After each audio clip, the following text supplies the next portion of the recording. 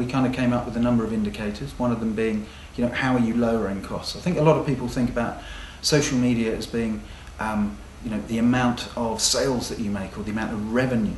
But actually one really good value indicator is the fact that you might be saving costs elsewhere. So maybe your call centre, maybe in store, maybe with a lot of collateral that you might be sending out that maybe not reaching the right kind of people, because online is obviously very targeted.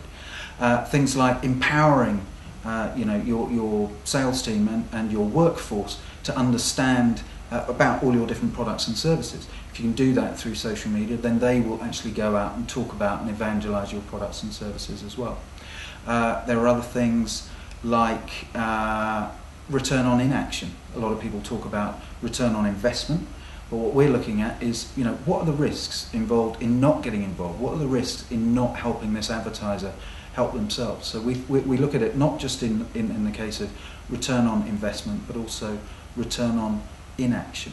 And then the other thing is if people know how to use your products and services better, then they're likely to spend more, or they're likely to use it up, so they'll need to buy another one very soon. So there's all these different ways that you can tell a story that isn't just necessarily related to sales, to indicate how your B2B social media, and B2C to that matter, social media campaigns are really being effective. I think people really identify, they need to find an official voice, because that gives them that kind of trust out there. So for us it would be at Ad Center on Twitter, or the Microsoft advertising blog, because that's a trusted source of information. But once they get to know the personalities in there, you see, the important thing about social media online is to actually show that your brand actually do have real people there. If people can identify with real people, then we find that the kind of brand affinity, and the loyalty and the trust gets that much more exacerbated, and really, really helps to advance our cause and help, in our case, help advertisers and marketers. So we balance it between personal and public. I get sent to conferences like this, which I'm very pleased about, and that's where I can engage personally, representing Microsoft with all our customers, and then I can take those relationships back online, and I'll go to our Twitter handle, and then I'll start following all the people that I connected with at different conferences there. So I think it's really important to have personalities, real human faces behind the brand, because then sometimes people can kind of not really trust what they're seeing, because the brand is kind of faceless. So trying to strike a balance between the two is very, very key. People get really bogged down with the whole social media being online, but we see social media as the tools, but social media marketing as the discipline that should be permeating all your different departments, whether it's sales, marketing, PR, people on the shop floor, people in the back office. They should all be socialising and talking about the great content or the great products or services that you have.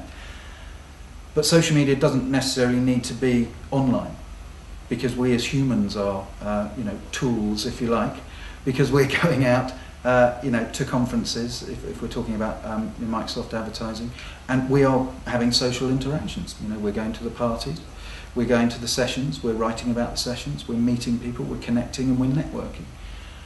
So translating those kind of sales online, is what happens is I'll meet somebody, I'll get the business card, and I'll follow them on Twitter for Microsoft advertising. And that's translated into a potential lead there, but it's certainly a lead that someone hopefully will follow us back, and they might learn something about some of our products and services.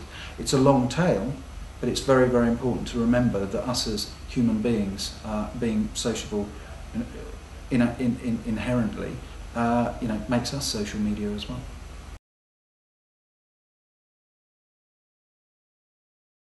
Earned media is where you're looking at social media, particularly, where people are actually talking about your brand and then sharing. So you're doing something good. So if we write a blog post about, I don't know, the Yahoo search transition, something like that, something that's helpful, and people are sharing it, then we're earning that trust, we're earning that retweet to those other people that think, hey, Microsoft's actually come up with some good tricks and tips here about how to get their campaigns into Ad Center. I'm going to broadcast it out.